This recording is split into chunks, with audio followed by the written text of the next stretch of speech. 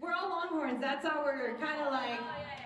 So we were carrying around a big Texas flag, along with our branch flags, and taking this energy with us wherever we were going. We did have opportunity to link up with the group that was from the Midwest. We were the ones representing Sunset USA in World Youth Day. Unfortunately, none can join us, but we're going to start off with Anne giving us a walkthrough of our experience and our journeys, and kind of just give you insight into what our pilgrimage looked like. We got to start in Germany. We went to Schoenstatt, and then we went to Portugal. So a lot of beautiful experiences, and then we will be giving our testimony after Anne.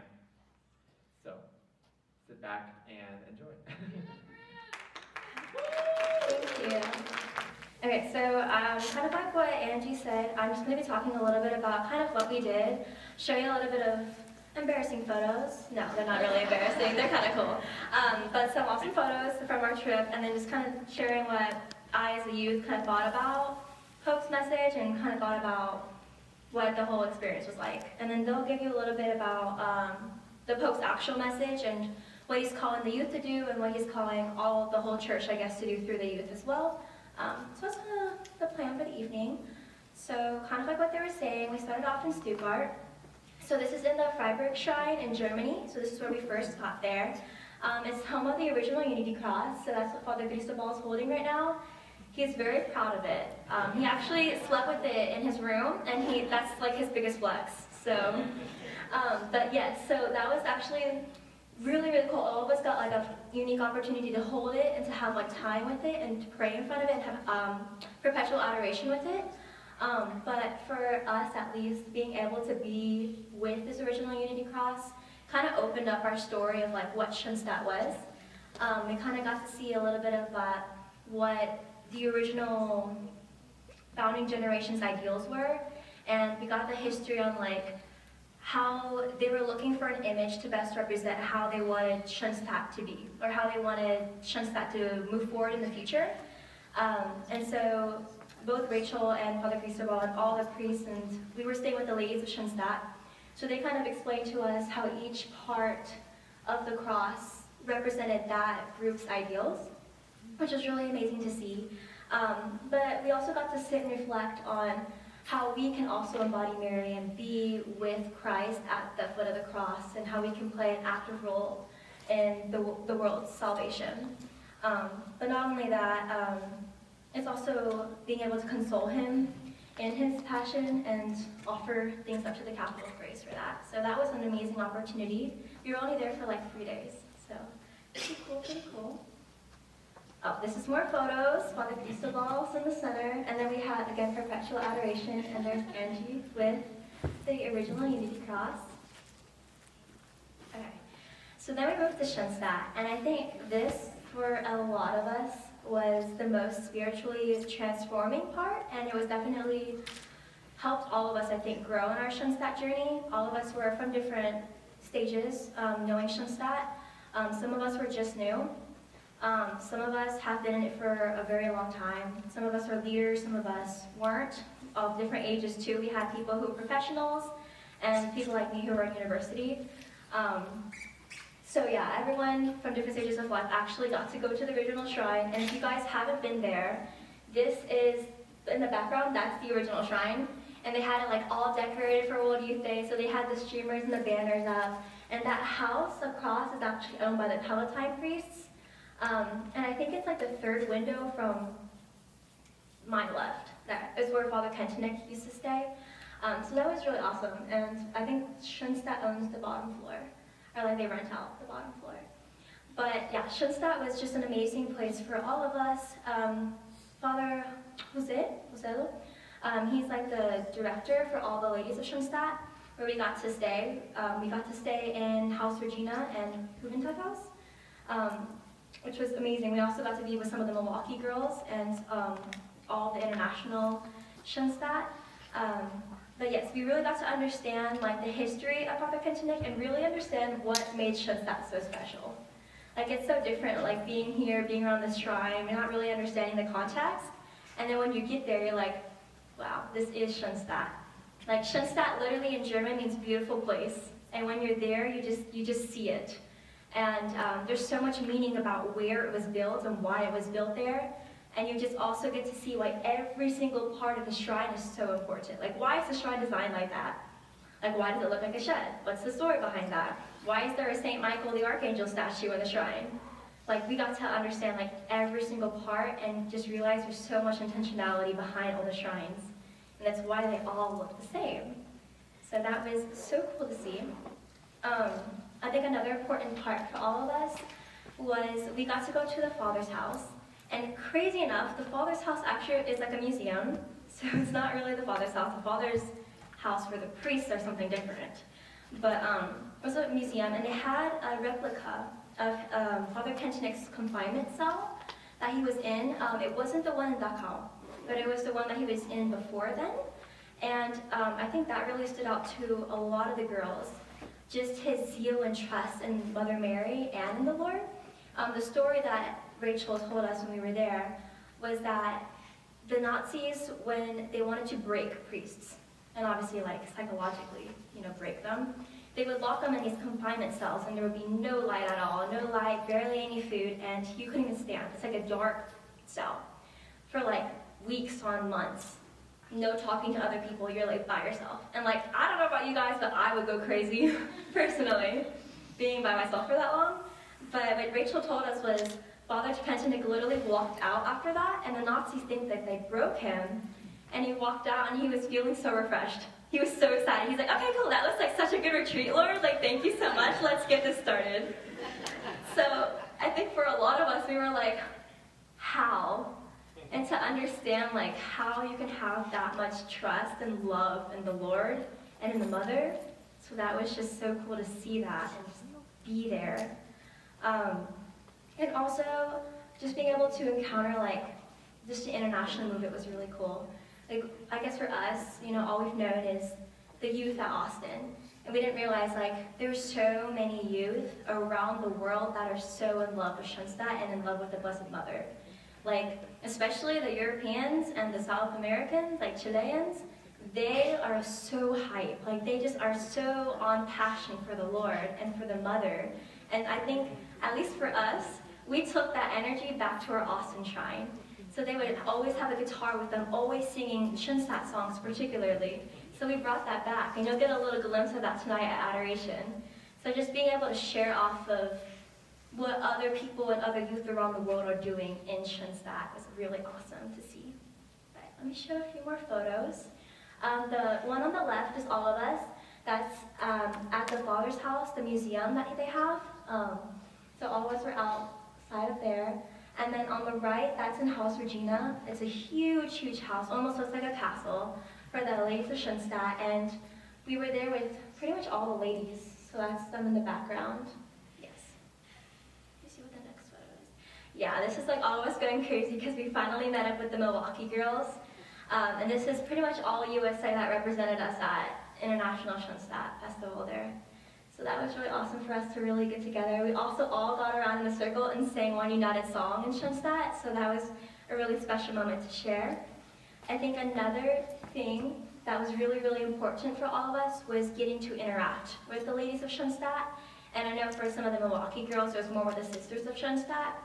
But regardless, just seeing how someone could be so in love with Mary and so joyful, I think, and you can even see that being here with the sisters now, like they're so joyful and so welcoming. You just can't help but wonder, why are they happy? Like, what's making them happy? I want to be like that. And so that's what a lot of us felt. We were like, wow, like I want to know what's making them so happy. So that also helped so, so much. Perfect. This is more photos of us. We were on this huge hill out in the sun, so if you see us kind of like squinting or kind of being super hot, this was like the final MTA festival we had in Lisbon after we left from Germany. And a little pre-context, I guess. We were in Germany in Schoenstatt, and then we flew to Lisbon for World Youth Day, but the 3 days before it was an international women's girls festival for all of Schoenstatt. So there we got to meet a lot more, and it just exponentially, the number of people will exponentially grow as we go through this presentation.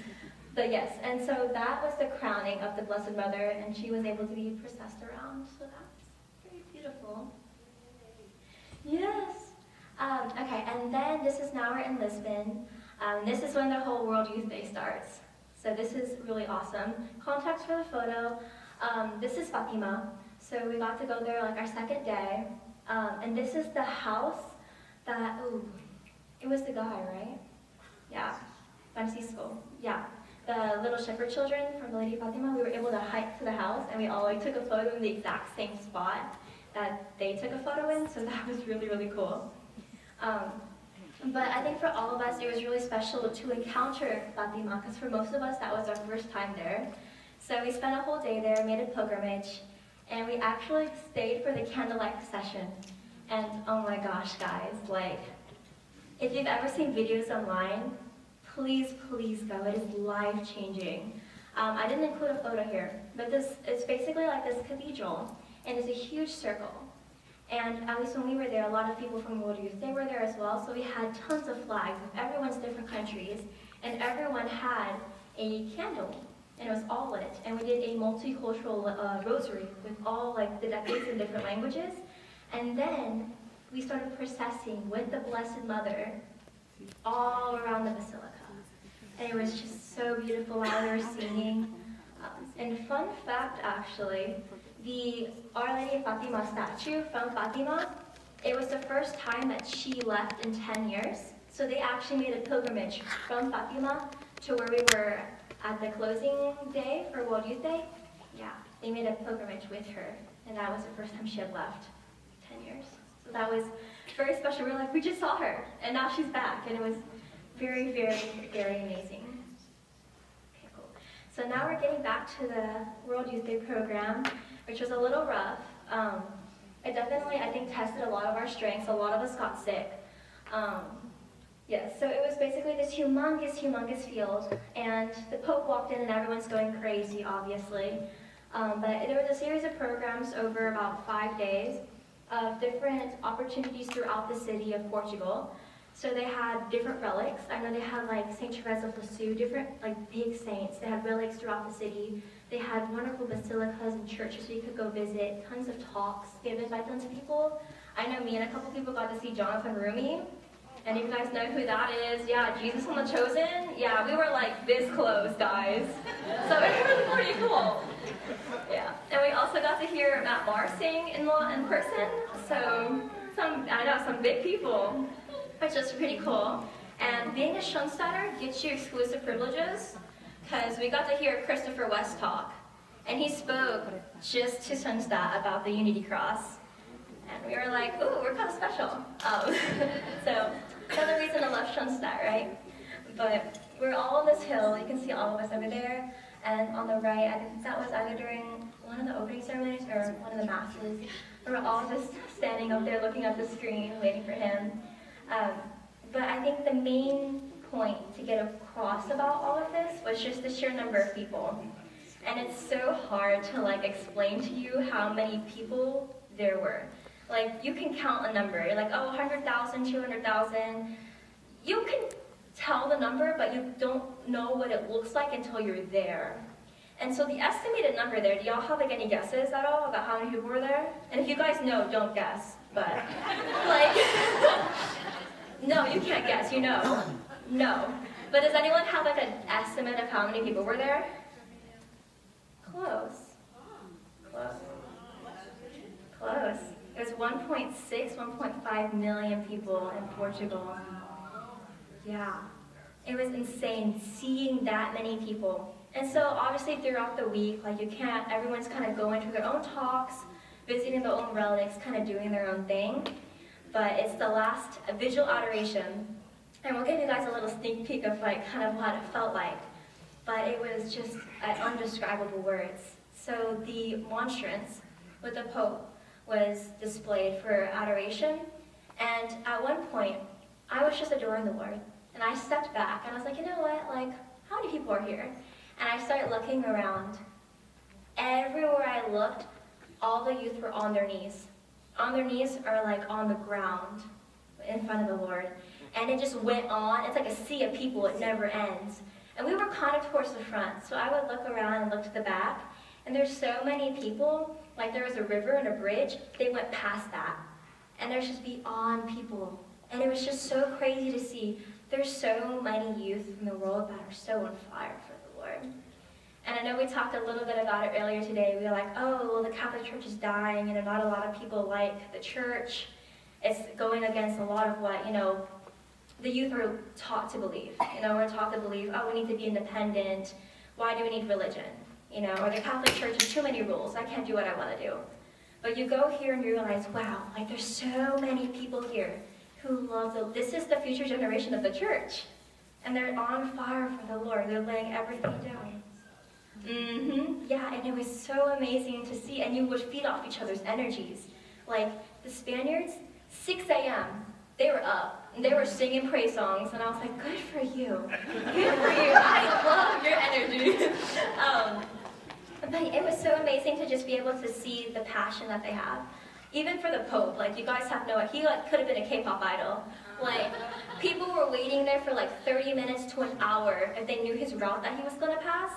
And when he passed by, we were saying like chants about how we were his people, for him to use us in any way that he could. So that was really awesome to see. This is just this is where we were staying. So obviously the big American flag. But the first picture, that's where we were camping out. And so we would lay out our little rug, lay out our little sleeping mat, and we were like sardines. Like there were camping mats all around us throughout the night. And it was just so beautiful to see so many people sacrificing that much. Like people walk miles with pounds of food and sleeping stuff on their backs. And they carried it all the way to the site. To stay in the sun, we stayed in the sun for 8, 9, 10 hours before the night came, and there was no shade. This is a completely open, rocky field, and we slept here. Just to see the sacrifice that the youth are willing to give for the Lord, the passion that they have, it's amazing. And so here's the Pope. I mean, come on, he's pretty cool. But I was able at least to see him so close. This is not zooming in or anything. This is I was at the gate. I was able to see him. And I think this is me and my friend. She's the branch leader at our Austin shrine. But we had our little MTAs ready for the Pope to see. So we were kind of repping Schoenstatt a little bit. But we were just so excited to see the Pope and he's real. I guess for me, you see him on a screen, but he doesn't feel real. And the fact that he was able to be there with us, even though he wasn't feeling the best, I think honestly invigorated more youth than he could imagine. Him just being there and trying and making an effort showed us that we also need to try and put in the effort. And then obviously Angie will tell you a little bit more about his messages as well. But a little fun fact about World Youth Day is that you actually get to trade little gifts and little knickknacks. It's a little tradition. And so in that way, you get to literally talk with people of different countries. So I would trade a shirt for their flag, or they would give me a little rosary, and I would give them a little Schoenstatt bracelet. So you get to trade different parts of people's cultures. In the meantime, getting to talk with them, having an encounter, see how did you meet God? How do you know God? What is God like in your country? What is the church like in your country? And really getting to know Schoenstatt obviously, but what the church looks like. And this whole trip really showed us that Catholicism is universal. And the youth are alive, they're ready. They came back from World Youth Day, and you can already tell the difference in the parishes that they came back to. I already know the UCC or even the shrine that we came back to, people kept saying we were different and that we were ready to start things that hadn't been started before, ready to revive things again. So that's a little bit about us, a little bit about our trip and how important it was for us. And this was our shirt on the back. Wait, where's Ben? Ben, stand up. Take off your yeah!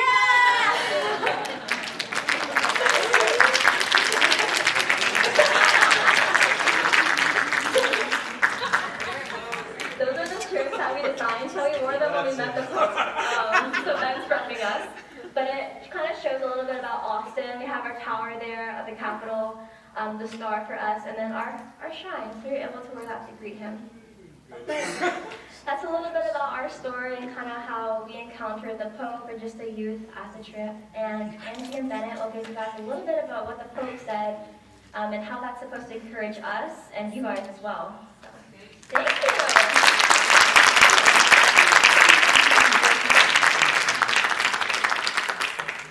That was so good. She did such a good job summarizing and explaining everything. So let's give her another round of applause. Yeah, she did a tremendous job. So next we'll be talking about the Pope's message at World Youth Day, and we want to share a little bit about our experience receiving that message, give a little bit of our testimony and what we experienced, yeah, it was something a little bit different for the two of us, and we'll get into more of that later as we go on. So, to start, there was so much that the Pope shared with us, and throughout this whole day I keep going to Bennett and I'm like, oh my goodness, this is what we can talk about. So we're really wanting to come and share the message in the way that we've heard it and the way we've experienced. And we've heard so much of the concern for the youth, so we kind of want to speak into that a little bit. So to start off, just beginning with the very first message Pope Francis delivered to us was a very simple one, and one that we probably forget often, is that Jesus calls us by name. A simple one. Sharing all of this with the youth and saying, you matter, your individual person matters, the skills, the talents, the way you were made is important, and that's why we need you. And to add to that, it's such a gift because in Schoenstatt we have the personal ideals. This is a part of the way our spiritual lives are formed, and it speaks into how relevant that is for the times, how relevant Schoenstatt is for the youth, and saying, you matter, your individual skill set matters and has a place here. Yeah, and the Pope is, as you know, he is a very ecumenical Pope. He is a very synodal Pope. Is that how you pronounce it? And he wants to include everyone in the church, and he makes it a point for everyone to be included in the church. He says todos, todos, todos, and he wants everybody to repeat after him. So repeat after me: todos, todos, todos, todos, todos, todos. Who belongs here? Todos, todos, todos. So that's the message that the Pope wants to bring to the youth, and that's a very important message that our generation needs to know. I was talking to Angie earlier this afternoon, and I was like, where is our generation? Just living the day-to-day. Where is our generation? We don't see them at the grocery store. We don't really see them at work. We don't see them in the streets anymore. We don't talk to our neighbors. Or are they? And we want to have them know, and we want to understand, why is it that our society, our generation, is so disconnected? And that's a very challenging thing in today's modern society, especially with the way information is gathered and is aggregated today, and the way in which we access the internet as our primary source of information, and people tap on very specific communities online for their information. That's how they socialize.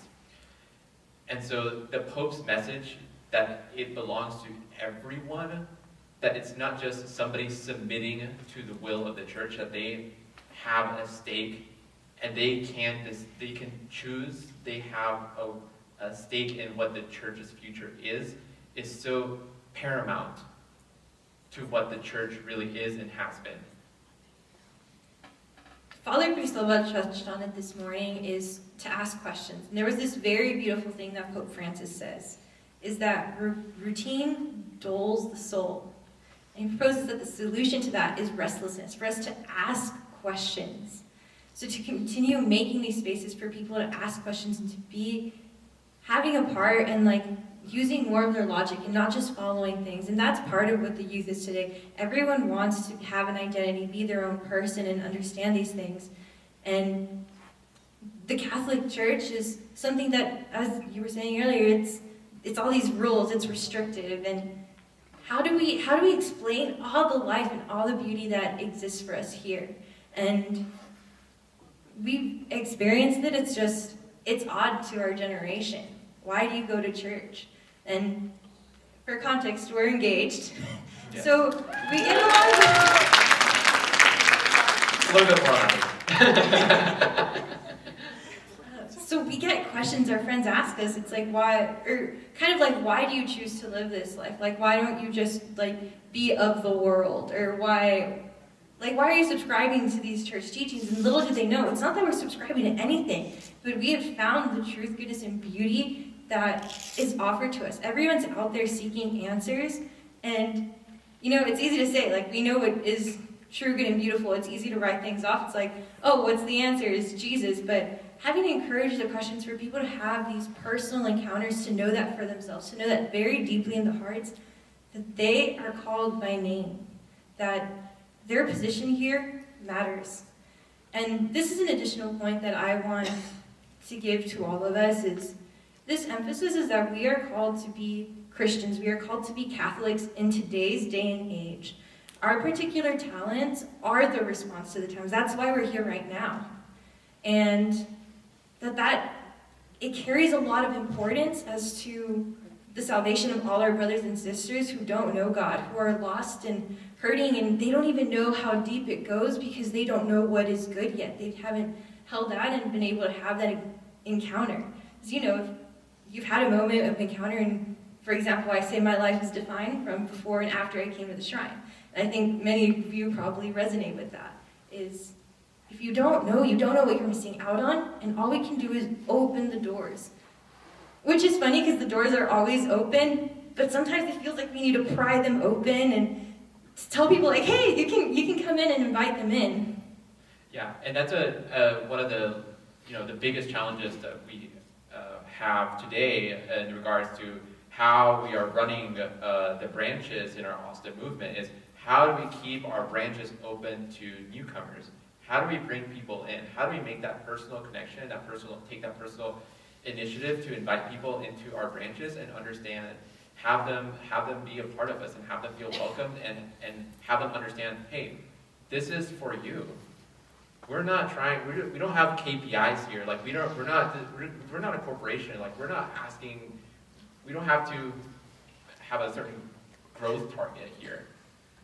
We want you to be a part of us because we are concerned, or we have an interest in saving your soul. We have an interest in good. And we want to show that goodness to other people. And I want to also give another point that the Pope was talking about in a following message. So his message was split up into 4 different days. And another part of his message that he was talking about was to always be asking questions as Catholics, looking for answers. Always be hungry and asking questions for answers. And I also want to give an extension of that, kind of a second step, because it's not just about us, of course. It's about others, and we want other people to be asking questions about us.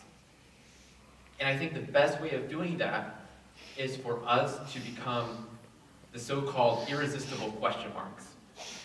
And what that means is that through our lives and through our attitudes and through our personalities and through our works, we can have others ask questions about us. For example, if we go and if we have an MTA in our cubicle, for example, surely enough, somebody is going to come up and, in conversation, they're going to ask, what's that picture that you have in your cubicle? And it's things like that what we want people to be asking. Because we're not the answer. Christ is the answer. The answer's already there. We don't need to be the answer. But rather, we should be the question.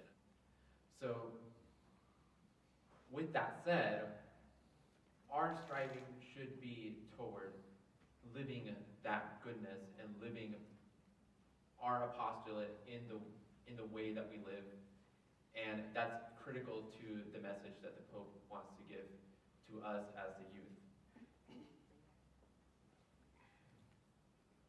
There were many points he made, and one of the last ones I kind of want to talk about, and then we do want to offer a bit of a practical sense of what does this all look like and how we've experienced in our lives and being youth of today, and what are the experiences that have made us feel welcome, helped us to want to be here.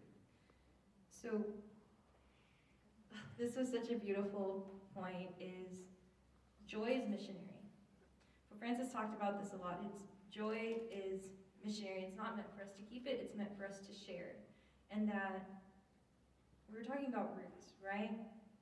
But there are always people who are the roots to our joy. People who have given us opportunities, for example, our parents, our siblings, maybe a youth group leader, maybe it was a consecrated person, someone who invited you into all these moments that just ended up creating so much joy in your life, and that's the opportunity that all of you have, is to be these seeds, to plant these roots, and be the missionaries of joy. So that's a really important piece, to think that we all have a part of this, and they're very simple things. It's just on the practical side, we're thinking about what are the things that have helped us, made us feel welcome.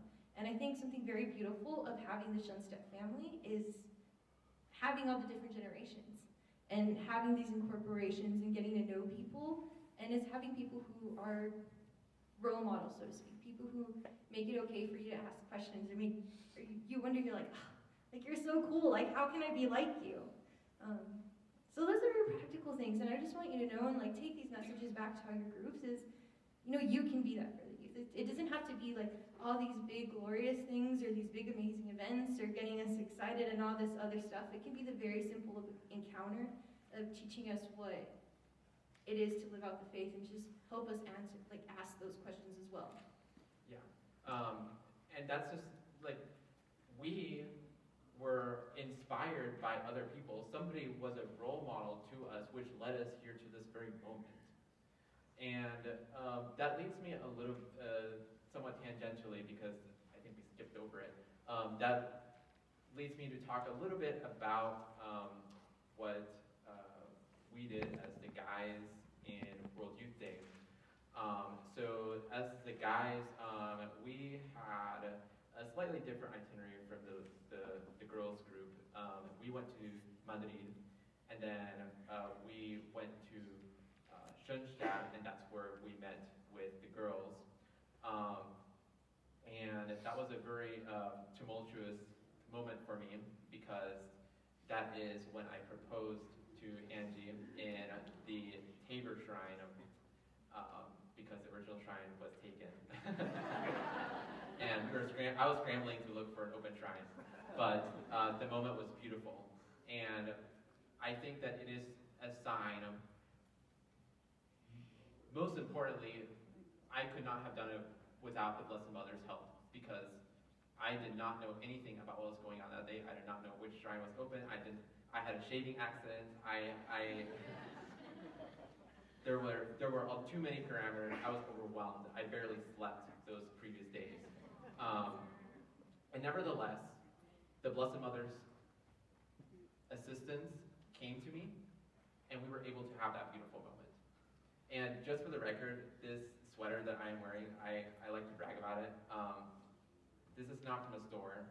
It was embroidered by her.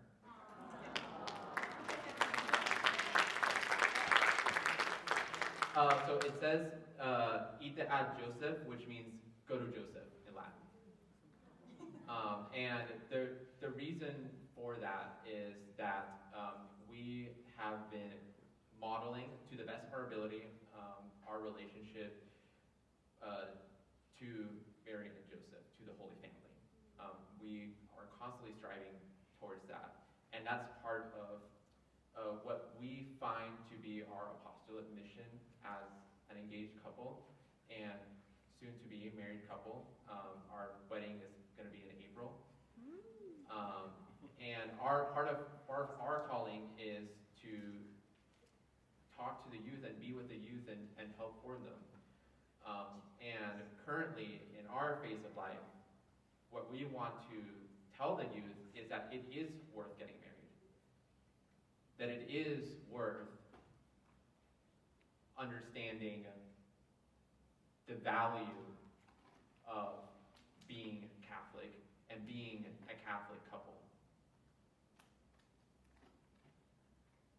Our generation, most of them have stopped believing in marriage altogether. Many of them have also stopped believing in family altogether. That's the way that the culture is moving towards. And as a collective, it's, there's not much that we can do as a whole, but this is our small part that we can do. And we want to show people this because we think that it is very important, extremely important.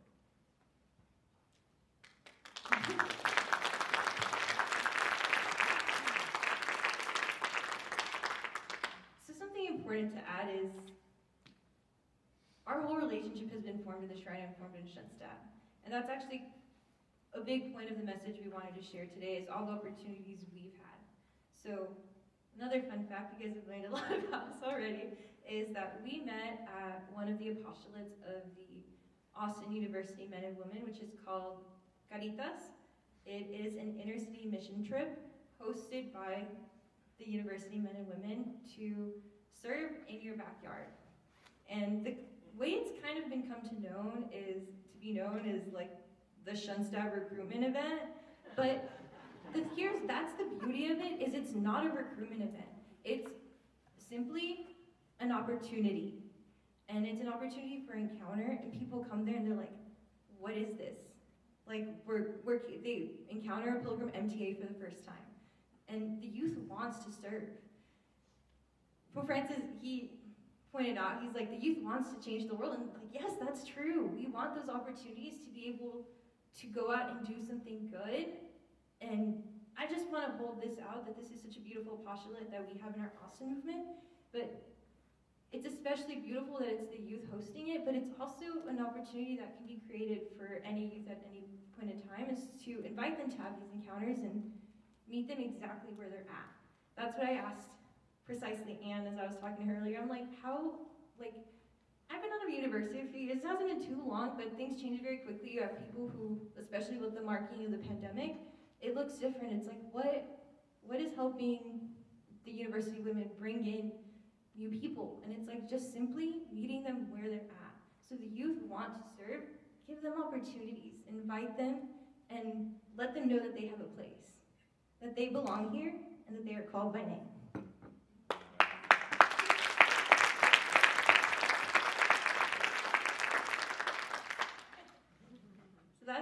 So that's our message for you all tonight, and we do invite you to read all of the Pope's talks. He gave 4 messages that he presented to the youth during World Youth Day, and it holds out a lot of gauging like where the church is today, what are the needs of today. So definitely want to invite you all to that, and we will have a very special invitation right now, as we are actually going to go ahead and head into the house chapel, and we are going to have adoration. We'll have music from some of our Austin movement members. We'll have some original music, definitely Schoenstatt music, along with some meditations on the Pope's talk, so we can all pray with and adore Jesus all together in that very beautiful and fundamental thing that the Catholic Church has that's so unique, and that's Jesus in the Blessed Sacrament. So we all invite you to prayerfully make your way over to the house chapel and prepare your hearts to have this moment of encounter and to reflect upon the day. So thank you all.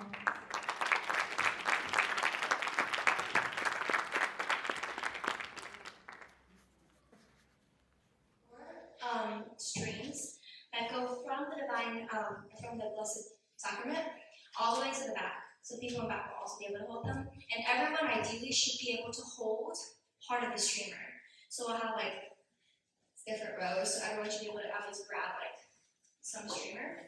And in that kind of way, not only are we physically connected to the Blessed Sacrament, but we're also physically connected to each other. And so it's a good symbolism of sending our prayers directly to him and to each other.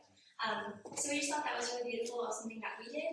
We're going to go ahead and leave them on the side, and the choir will go ahead and announce, start holding them. So we'll go ahead and us in reviving the church as well.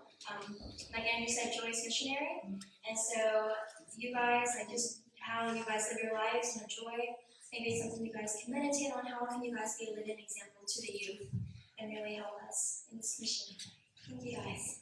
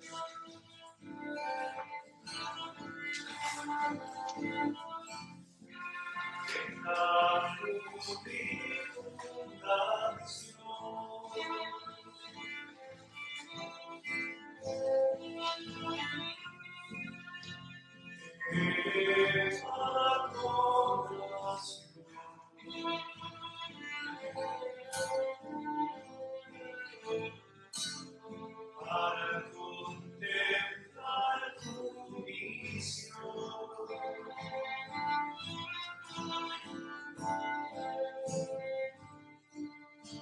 Qué vasto que es el mar.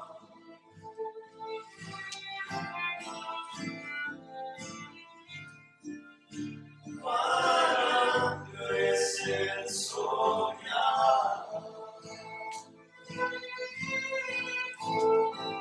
Te miro a los ojos, brillante rostro, me gritas con fuerza y amor de verdad. Ha llegado la hora de tu amor, a perseguir la luz y amor. Fuerte, fuerte, puños apretados, yo voy a luchar. No soy digno de merecer, Padre, esta gran invitación. Si la sangre de su sabor, tierra volverás a hablar. Serás tú, hijo mío, serás tú. Esta es tu gran labor.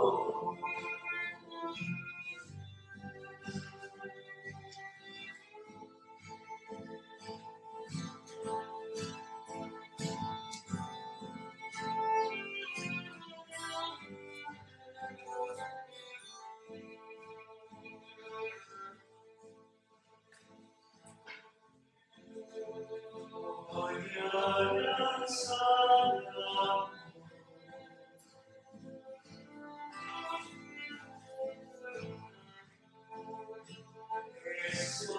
Esperanza de amor.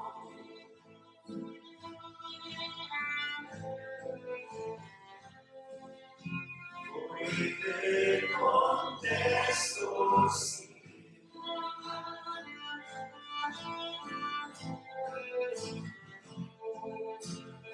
Quiero vivir por ti.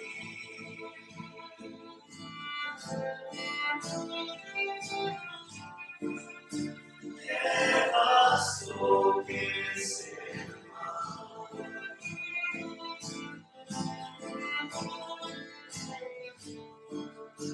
Cuán es el soñar. Mira los ojos, brillante rostro, me gritas con fuerza y amor de verdad. Ha llegado la hora de tu amor, a decir la luz y al amor. Fuerte, fuerte, puños apretados, yo voy a luchar. No soy digno de merecer, Padre, esta gran invitación. Si la sangre de su sabor, tierra volverás a hablar. Serás tú, hijo mío,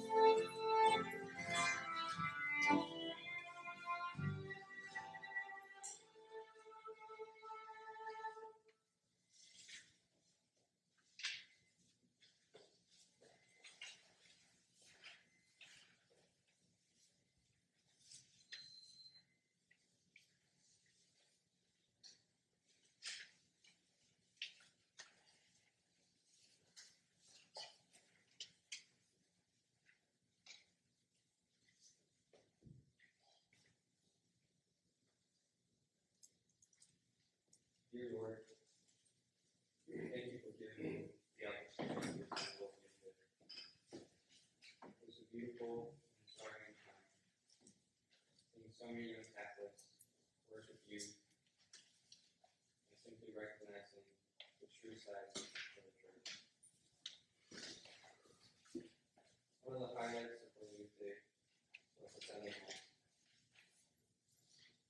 In my eyes, it was a glimpse of heaven. Being surrounded by so many people out in nature while hearing the celestial choir and worshiping God the blood of our Savior, Jesus Christ. It was truly a transformative experience. I can only dream of how much greater the fullness of your glory will be in heaven. Reflecting on the Pope's homily, the 3 main points come to mind: to shine, to listen, to be unafraid. If we want to shine like Jesus during his transfiguration, we have to welcome him into our hearts and love like he does. During worldly faith, you can feel and see the disposition of the youth to truly be a light for the world. Lord, there are many moments in my life where I have turned away from you and hidden my sins. I ask for the graces to truly open my heart, especially when it's weakness and doubt, to really be a light for the world. The second point of the Pope's homily was to listen. In order to love like Jesus, we must also listen to his words. Walking to Lisbon, I heard your voice many times saying, love them and follow me. Lord, I ask that you unplug my ears, that the world is so eager to come. Be as loud and as prepared as I need to be. Truly open my ears to hear your voice. The last, most important point is to be unafraid. There were many moments where I really learned to have practical faith in divine providence. From almost missing trains and flights to getting to participate in Mass without even planning in. Dear Blessed Mother, how I long for the days to face my fears with courage. Teach me to trust more in divine providence, to be bold in my faith, to truly be an instrument in your hands.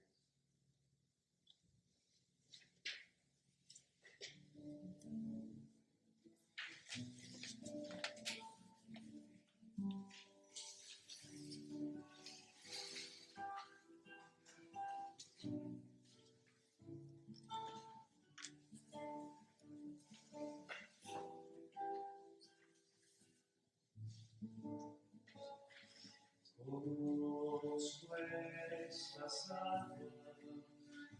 que era vida antes de ti, ahora vuelvo a mi alma, mas no quisiera olvidar lo que fui. Quiero llegar y no encuentro reproche en tus ojos. Escucho hablar y ya no sé, tú decidiste perdonarme, yo también. Te acercas a mí.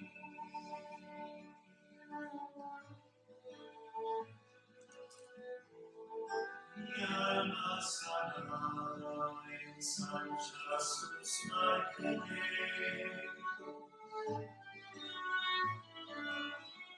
Me veí en tus pasos,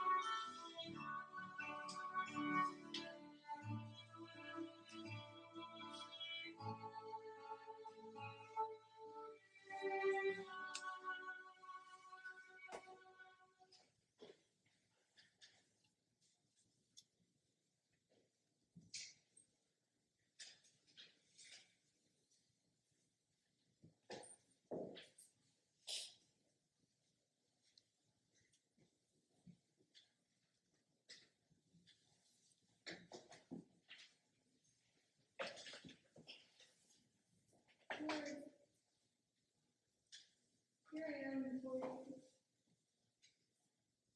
In your beauty, my eyes are fixed. And in this moment, it's just you and me. When I close my eyes, all that I see is you. So close within, eyelash to eyelash. You take my hands into yours gently and say, I love you. Lord, how many times have I wondered, what is love? How many times has our world seeked for love? Forgive us, Lord, for we have been blind to see that it is you. It is you on the crucifix. It is you carrying my cross to Calvary. It is you falling with my cross 3 times, Lord. It is your precious sacrifice on the altar. It is you who is love. This is love, Lord. Your suffering, death, and crucifixion is what is love, Lord. Help me, Jesus, to never forget this. Help me to never forget that you are my greatest love. Help me to bring this joy, this love of sacrifice to the world, to your precious children longing for your love and your warmth. Come with me, Jesus. Come with me, Mother Mary, and hold my hand throughout this mission to bring hearts to you, to bring hearts back home to you in Jesus.